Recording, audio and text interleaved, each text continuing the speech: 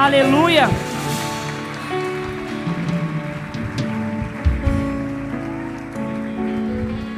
Glória a Deus. Graça e paz, igreja. Amém. Aleluia. Abra sua Bíblia comigo. No livro de Lucas, capítulo 17, no verso 20. O Senhor já tem falado conosco, amém? Desde o começo do culto, desde as canções, desde os ministros que subiram aqui nessa noite, o Senhor já tem falado, amém?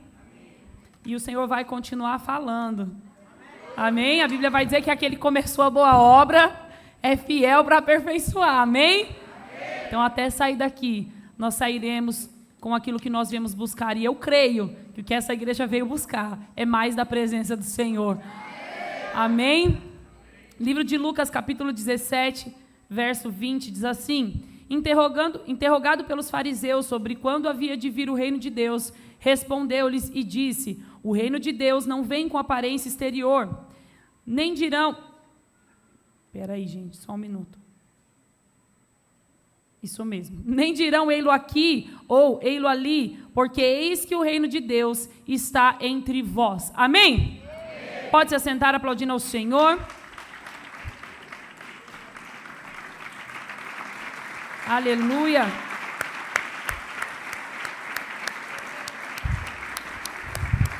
Glória a Deus. Queridos, esse capítulo da Bíblia vai contar, claro que eu só li 2 versículos, mas se você for ler todo o contexto de antes desse momento em que Jesus fala sobre isso, e você vai ver que Jesus ele está contando parábolas, ele está ensinando. E todos os ensinamentos de Jesus e tudo que Jesus fala é sobre o reino de Deus. Jesus veio para apresentar o reino.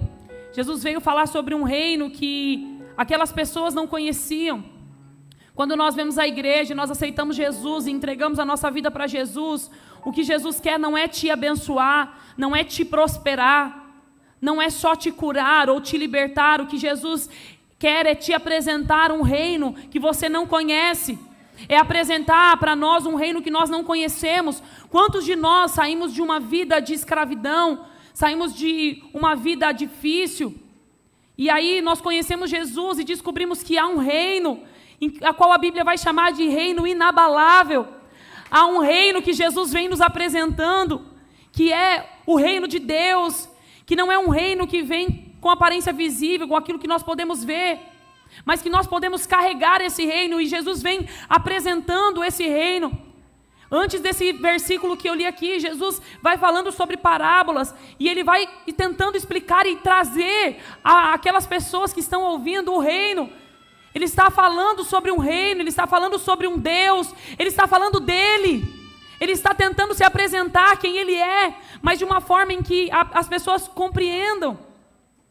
Pastora, você pode dizer por que será que Jesus não foi direto? Por que ele não conseguiu ir direto ao ponto? Porque as pessoas não iam conseguir compreender. Se ele chegasse e dissesse: eu sou o Messias, alguém que nasceu ali na manjedoura. Já estava difícil para compreenderem que ele era o Messias, quem era ele, o que era o reino, de que reino era esse que ele falava. Hoje eu estava fazendo estágio da faculdade e algo muito simples, mas muito difícil foi pedido para nós fazermos 10 perguntas, elaborar 10 perguntas para atender um senhor de 65 anos que estava sofrendo de perda de memória, e ele não queria estar no psicólogo, mas a família empurrou ele para ir. Nós tínhamos que fazer 10 perguntas para tirar dele o problema dele e identificar qual era o problema. Parecia fácil você elaborar 10 perguntas. E aí nós fazíamos as perguntas e a professora dizia: não, você não pode perguntar de qualquer jeito, você não pode falar de qualquer jeito, você tem que trazer para perto. E é engraçado que o crente, tudo ele vê Deus, né? Tudo a gente vê Jesus. E no estágio, falando do estágio, e eu pensando, é assim também que Jesus fazia. Ele falava por parábolas, tentando atrair o povo de uma forma delicada, sem ser invasivo, porque o nosso Jesus, gente, ele é educado. Ele não transforma a vida de quem não quer, ou de quem só quer por interesse. Ele transforma a vida se você abrir a porta, se você deixar ele entrar, se você deixar ele fazer. Ele é muito educado, então ele falava por parábolas, de uma forma em que ele atraía as pessoas para perto dele. As pessoas se perguntavam o que ele está dizendo, sobre o que ele está falando, mas elas queriam estar perto. Era assim que a professora estava tentando ensinar hoje. Nós atendemos os pacientes. Ele não quer estar ali, mas você tem que fazer pergunta, você tem que falar coisas para eles, que queira ficar perto de você, que ele queira ser atendido por você, que ele queira ser atraído por você. Jesus fazia isso, ele falava com as pessoas, tentando atraí-las para perto deles. Tanto é que eles continuavam, por onde Jesus passava, multidões seguiam Jesus e queriam ouvir o que ele tinha para ensinar. É certo que nós lemos aqui os fariseus. Os fariseus, eles queriam que Jesus caísse em contradição. Eles falavam, você está dizendo sobre um reino que está vindo e sobre um reino que já está entre nós. Eles queriam que Jesus caísse em contradição acerca daquilo que ele estava falando. Mas Jesus, com muita sabedoria, começa a explicar para eles, dizendo, nem dirão, ei-lo ali, porque eles queriam saber onde estava esse reino. Eles queriam enxergar esse reino. Eles queriam ver o reino. E Jesus dizia, nem dirão, ei-lo ali ou ei-lo aqui, porque o reino de Deus está entre vós. Ele estava apresentando o reino. Ele era o próprio reino. Ele estava ali dizendo quem ele era. E na nossa vida, queridos, também é assim. Existe Jesus nos atraindo para perto dele, Jesus querendo que nós estejamos perto dele. Mas existe os fariseus, que estão querendo ver que algo mudou na tua vida, para eles crerem no reino que você carrega, ou no reino que você vive. As pessoas, elas querem ver a nossa condição financeira mudar. Elas querem ver as promessas de Deus se cumprindo visivelmente. Elas querem ver acontecendo. Jesus não estava preocupado com os fariseus, com o que eles estavam pensando. Eles estavam ali para observar. E eles queriam uma brecha para contradizer Jesus, para dizer que Jesus estava errado. Porque tudo que eles faziam era para as pessoas verem. Tudo que eles faziam era sobre uma aparência. Eram montados em uma aparência. E o reino de Deus não é dessa forma. Eles não entendiam porque que esse homem fala por parábolas, porque esse homem fala de coisas que nós não compreendemos, porque é incompreensível para quem não quer compreender, para quem quer se aparecer. Eles não conseguiam entender por que aquelas multidão seguia Jesus, por que os discípulos abandonavam tudo para seguir Jesus.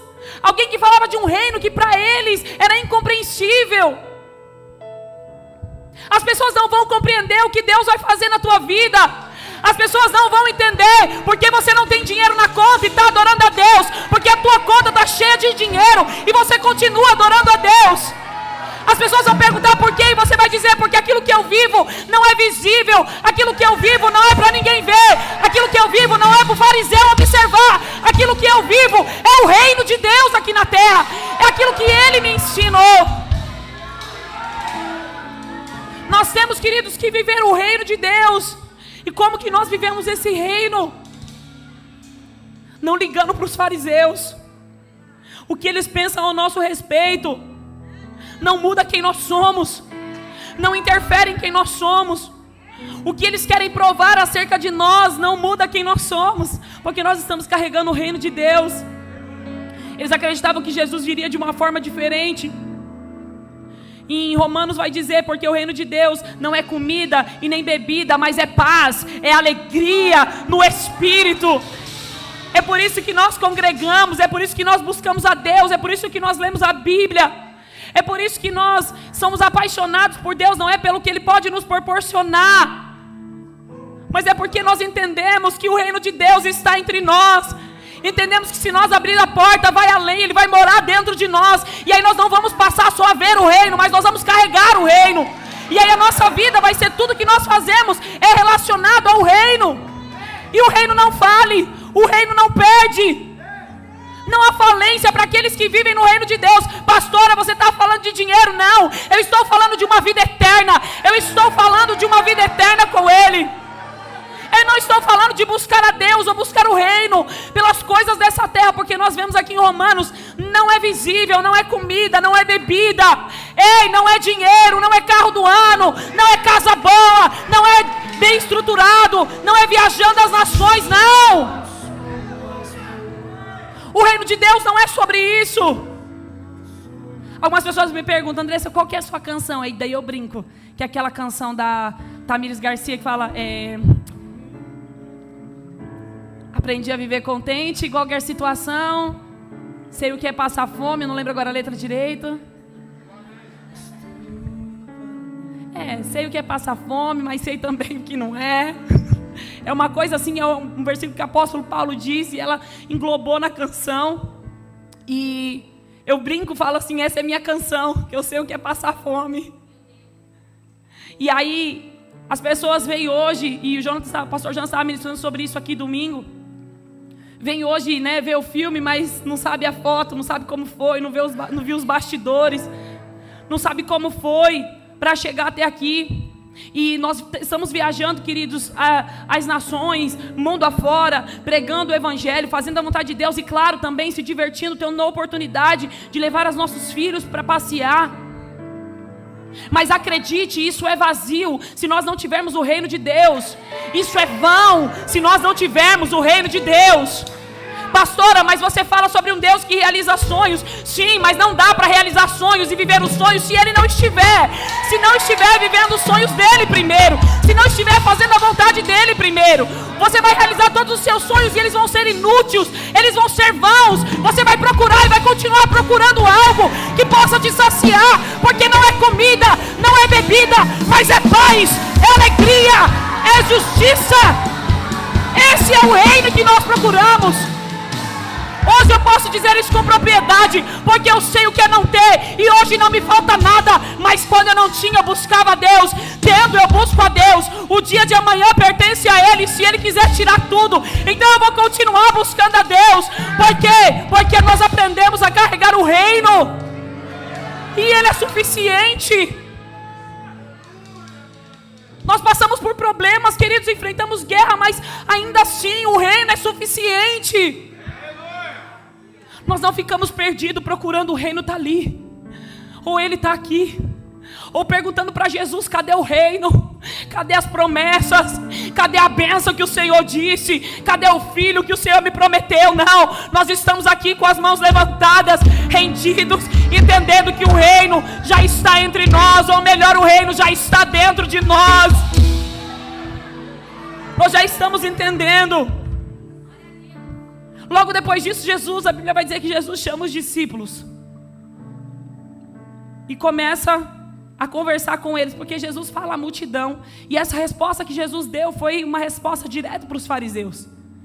Ele disse para eles, porque o versículo 20 vai dizer, interrogado pelos fariseus, ou seja, os fariseus estavam interrogando Jesus, estavam colocando ele na parede, e perguntando, afinal, quando que há de vir o reino de Deus? E respondeu Jesus, o reino de Deus não vem com aparência exterior. Ele estava dizendo, pode continuar procurando. Vocês não vão ver, tem que abrir a porta do coração para ver. Tem que aceitar Jesus para ver o reino de Deus. Tem que viver o propósito para ver o reino de Deus. Não é de qualquer maneira. Você vai entregar sua vida para Jesus e as pessoas vão começar a procurar. E o primeiro lugar que elas vão procurar é na tua conta bancária. Cadê Jesus na tua vida? E você vai dizer, mas o reino de Deus, ele não é por visão, você não vai ver mesmo. Mas na minha casa, quando eu fecho a porta do meu quarto, eu começo a falar com Deus. Eu posso estar sem dinheiro ou com dinheiro, eu posso estar doente ou não, eu posso estar feliz ou triste. A presença de Deus invade o meu quarto, eu sei que eu não estou sozinho. Eu sei que não me falta nada, mesmo que no visível me falte, mas interiormente, eu estou cheio do Espírito Santo. Interiormente eu sou renovado, interiormente Ele me põe de pé, interiormente Ele me dá esperança, interiormente Ele vai me dizendo, continua, interiormente Ele não me deixa parar, interiormente ao invés de eu desistir, Ele está produzindo sonhos em mim, para que eu tenha uma vida de um sonhador. O reino de Deus para nós que servimos a Jesus é diferente. Os fariseus nunca vão entender isso. Eles vão falar muito sobre você, eles vão pregar contra você, eles vão dizer absurdos sobre você, mas você está dentro do seu quarto, está dizendo, Jesus, eu aprendi a viver contente em qualquer situação. Né? Aquela canção que diz, se Ele fizer, Ele é Deus. Se Ele não fizer, Ele continua sendo Deus. Nós temos que tirar a mentalidade de acreditar que quem precisa de nós é Deus. Somos nós que precisamos dele. Quando eu vou orar, a primeira coisa que eu faço na minha oração é me derramar em lágrimas. Quem me conhece sabe que eu não sou uma pessoa muito de chorar. Eu não sou chorona. Eu seguro o choro. Mas quando eu ajoelho, eu não começo a orar enquanto eu não começar a chorar primeiro. Porque eu sei que a presença de Deus é o lugar onde eu preciso me derramar. Eu sei que Deus, Ele compreende as minhas lágrimas. Eu choro de gratidão, eu choro de arrependimento. Eu choro porque eu sei de onde Ele me tirou. Eu choro por quem Ele é. Eu choro por quem Ele me tornou. A primeira coisa que eu faço é cair em lágrimas. Eu não consigo sair de uma oração e não chorar. Porque não dá para entrar na presença de Deus. Porque quando nós acessamos essa presença, quando nós começamos a orar, gente, Ele invade o lugar onde nós estamos. É impossível você estar orando e não sentir nada. Nenhum arrepio, nenhuma vontade de pular ou de se lançar no chão. Ou uma vontade de cantar uma canção bem alta e começar a gritar no teu quarto sozinho. Eu nem sou ministra de dança, mas às vezes eu danço com ele no meu quarto. Porque eu fico perdida no meio daquela glória, eu não sei o que eu faço. Porque de repente chorar já não é mais o suficiente. E aí eu começo a levantar um clamor e de repente eu começo a gritar e a dançar. E é isso que nos preenche. É isso que nos mantém de pé. E é isso que faz desse reino que nós carregamos um reino inabalável. Porque Ele está dentro de nós. Então nós não somos abalados. Nós não somos abalados, nós continuamos. Logo depois disso, Jesus chama os seus discípulos. E Ele começa a conversar com eles. E começa a ensinar para eles, cuidado. Vamos ler. Versículo 23, diz assim: e dirão, ei-lo aqui ou ei-lo ali, não vades, nem sigais. No 22 ele vai dizer, e disse aos discípulos, dias virão em que desejareis ver um dos dias do Filho do Homem, e não o vereis. E dirão, ei-lo aqui ou ei-lo ali, não vedes, nem os sigais, porque são como relâmpago, ilumina desde a extremidade inferior do céu até a outra extremidade. Assim será também o Filho do Homem no seu dia. Amém? Jesus chama os discípulos e começa a falar para eles, vão se levantar muitos enganadores e vão dizer que o reino de Deus está em vários lugares. Não vão. Não sigam eles.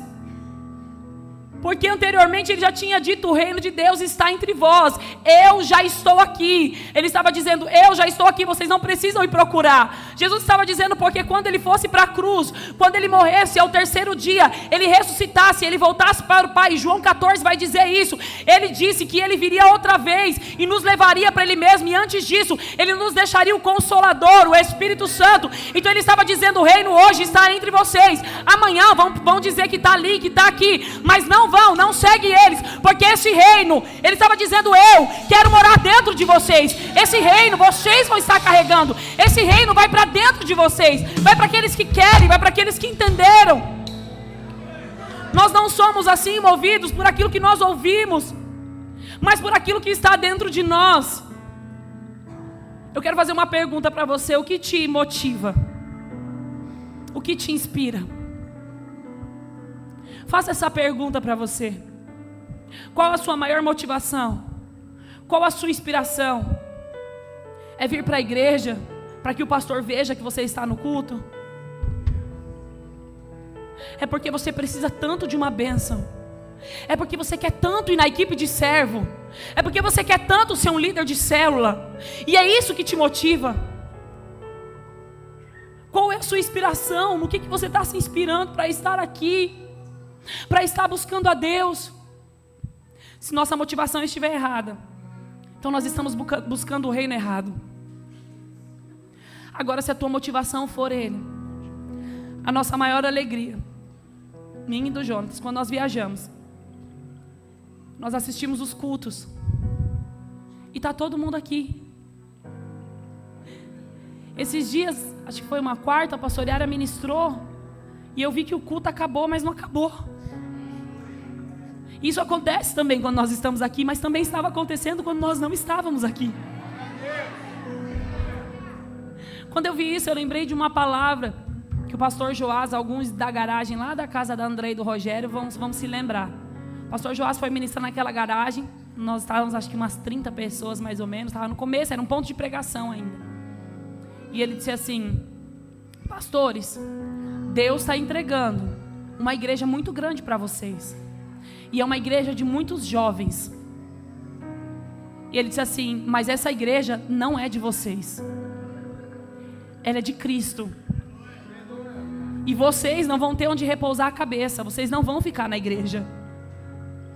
Vocês vão ser como Jesus. Não vão ter onde declinar a cabeça. Eu ouvi aquela palavra. E esses dias, quando nós estávamos assistindo um culto daqui, nós estávamos lá na Flórida assistindo um culto, eu lembrei dessa palavra. E eu falei: agora dá mesmo para a gente ficar para lá e para cá. Porque as pessoas já entenderam. Não sou eu e o Jonatas. É Jesus. Ninguém está lá se movendo pelo pastor. Ninguém está se movendo por quem vai pregar naquela noite. Estão se movendo por causa dele agora. Eles fazem célula porque eles entenderam quem eles são, que o reino que eles carregam.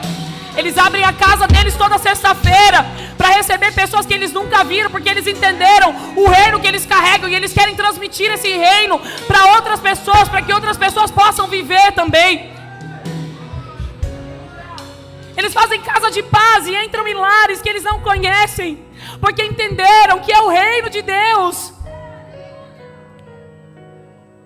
Graças a Deus e glória a Deus por essa igreja. Não tem uma pessoa de fora que pisa o pé nesse altar que não diz que essa igreja é diferente. E eu não digo isso porque é a minha igreja, porque a igreja não é minha. Eu acabei de dizer aqui, a igreja é de Cristo Jesus. É Ele quem reina aqui. Quando nós estávamos numa garagem com 6 pessoas, Deus disse: eu quero santidade e seriedade. Fazem 8 anos que nós levamos esse ministério com santidade e seriedade. E nós temos visto o resultado disso. Um dos resultados, pastor Jonatas, pastor Jacques, junto com alguns discípulos, estão em Brasília, numa conferência para pastores, onde David Ward estará conosco aqui nos ministrando. Sinais, maravilhas, prodígios, e eu creio que Ele só vai vir para transferir essa unção para nós. Porque nós somos uma geração faminta, um povo sedento por Ele. E nós queremos carregar isso. O que deve nos inspirar, queridos, o que deve nos motivar é aquilo que nós carregamos. Se nós carregamos o reino, é o reino que nos inspira, é o reino que nos motiva. E você nunca vai ver o reino, mas você vai sentir ele. Você nunca vai chegar aqui na igreja e você vai pedir: Deus, me mostra o reino. E você vai ver o reino andando por aqui. Não. Porque ele não é em aparência visível. Mas você vai olhar para algumas pessoas e vai dizer: aquele ali é diferente. Ele carrega alguma coisa diferente. A vida daquele ali é diferente. E aí você vai notando que o que carregamos não são coisas visíveis, mas são coisas que vêm do céu. É o reino de Deus que está dentro de nós. E ele começa a se manifestar, porque aquilo que nós carregamos é impossível ficar para nós, só para nós. Não dá, porque nós exalamos isso, nós exalamos Jesus, nós exalamos essa presença. Pastora, mas eu não conheço ninguém, então eu não vejo muito isso nas pessoas aqui. Então feche os seus olhos, comece a falar com Ele. Pode ser que você sinta um arrepio, pode ser que você comece a chorar e nem entenda o porquê que você está chorando. Pode ser que você comece a tremer, tuas pernas comecem a bambear, você talvez não consiga parar em pé. Essa é a presença dEle. Ela vai começar a possuir você de um jeito que Ele vai começar a se revelar a você e vai dizer: está entendendo? O reino está entre você, mas eu quero morar dentro de você. Agora eu quero colocar esse reino dentro de você. Nós precisamos desejar esse reino, porque Ele nos transforma, Ele muda o nosso caráter. Uma vez eu fui fazer uma entrevista de emprego, e nessa entrevista foi dito que a educação vinha de berço, que o caráter vinha do berço. E eu levantei, e a moça que estava fazendo, a supervisora, ela disse, vocês concordam? E eu disse, eu discordo. E ela falou, por que você discorda? E eu expliquei para ela. Eu falei, porque a minha história é muito triste. Porque meus pais não tinham tempo para me dar educação e nem me tornar uma pessoa boa. Não, me ensinaram a ter medo, me ensinaram a fugir dos meus problemas, me ensinaram a aceitar uma situação pobre e difícil. Mas eu conheci alguém aos 16 anos de idade e ele mudou a minha história. Ele mudou o meu caráter. Ele me transformou. Antes eu mentia, agora eu não minto mais. Antes eu roubava, agora eu não roubo mais. Antes eu era viciada, agora eu não sou mais. Antes eu precisava dos prazeres desse mundo, agora eu não preciso mais. Então o caráter, a personalidade e todas essas coisas, elas podem até vir do berço, mas ao momento que nós encontramos com o reino, tudo pode mudar. Ele pode transformar tudo. Ao momento que nós encontramos com a graça de Deus, Ele nos transforma, Ele nos muda, muda tudo em nós. O que deve nos inspirar, queridos, nos motivar é o reino de Deus. Se apegue nisso, principalmente nos teus dias maus, se apegue nisso. O que você tem hoje não é o que te define, mas é o que você carrega. Isso sim é o que te define. Por isso que nós não damos ouvidos aos que os fariseus falam ao nosso respeito. Porque quando nós olhamos para dentro de nós, nós sabemos quem somos. Nós pertencemos a um reino inabalável, ao reino de Deus. Amém? Existe algo que o psiquiatra Augusto Cury fala. Ele disse que a mente mente. Que nós temos que tomar cuidado com a nossa mente, porque ela mente para nós. E eu achei isso muito interessante, porque normalmente nós acreditamos que aquilo que nós pensamos é exatamente aquilo. Vou dar um exemplo. Uma pessoa passa por você e ela não te cumprimentou. E você pensa, não quis falar comigo, me ignorou. A pessoa nem te viu. Mas a tua mente está mentindo para você, dizendo que você foi ignorado. Então nós temos que, quando nós carregamos o reino de Deus, nós aprendemos a discernir essas coisas. E mesmo que a pessoa tenha ou não ignorado, quando ela passa, se eu acho que ela ignorou, então eu vou atrás dela. A paz do Senhor, meu irmão. Porque eu carrego algo diferente dentro de mim, porque eu tenho um reino dentro de mim. Então eu não posso permitir que a minha mente minta para mim. E ainda que ela minta dizendo que eu fui ignorado por alguém, eu vou dizer, eu não vou ser ignorado por alguém. E se eu estou sendo ignorado, quem está perdendo é a pessoa, porque o que eu carrego, eu posso dividir com ela. E isso não é soberba e não é orgulho. Isso é reino. Eu já não fico mais ferido com qualquer coisa que as pessoas falam ou fazem para mim, porque eu sei quem eu sou. Acabamos de viver uma conferência sobre identidade, e eu creio que muitos tiveram a sua identidade resgatada, achou aquilo que havia perdido. Esse é o reino. Quando nós falamos de reino, Ele revela a nós uma identidade que só pode vir dEle, queridos. Qual é a identidade em que alguém está te perseguindo, te caluniando, te defamando e você está em silêncio? Só pode ser uma identidade celestial. Isso só pode fazer parte do reino de Deus. Não tem outra explicação. Existe algo no nosso cérebro que é chamado de memória RAM. É um registro automático de memória. Ele registra momentos intensos, momentos em que nós estamos muito felizes ou muito ansiosos. E ele armazena tudo isso nessa que é chamado de memória RAM. Mesmo você não querendo, você pode passar algo muito difícil, muito baqueante para você, mas isso fica registrado involuntariamente.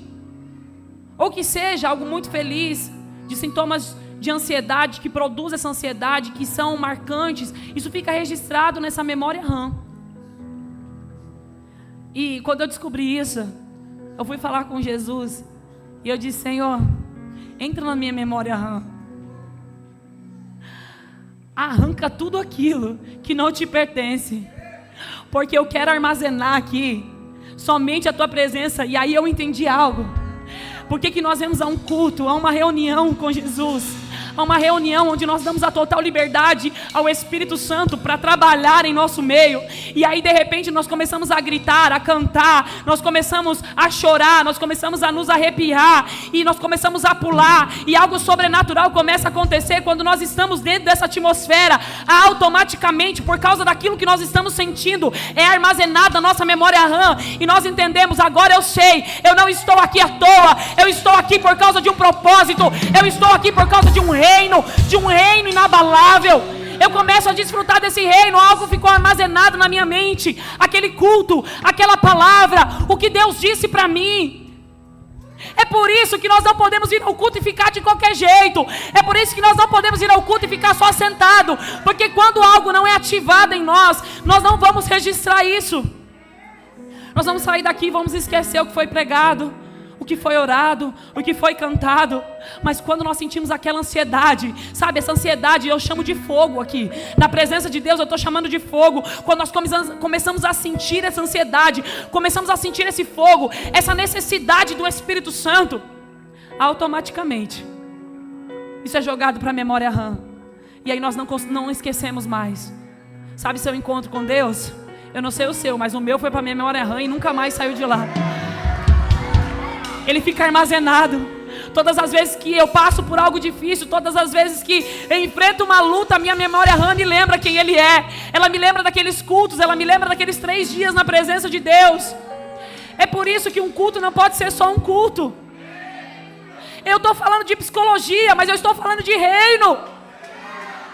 Eu estou falando o que você precisa colocar na sua memória RAM, para que ela entenda o reino que você tem vivido, para que ela te lembre o reino que você tem vivido, e ela não minta para você, mas ela fale sobre um reino inabalável, um reino de Deus, onde a paz, a justiça é quem governa, onde a alegria do Espírito, não sendo por coisas visíveis, precisa ficar registrado. Um culto precisa ficar registrado.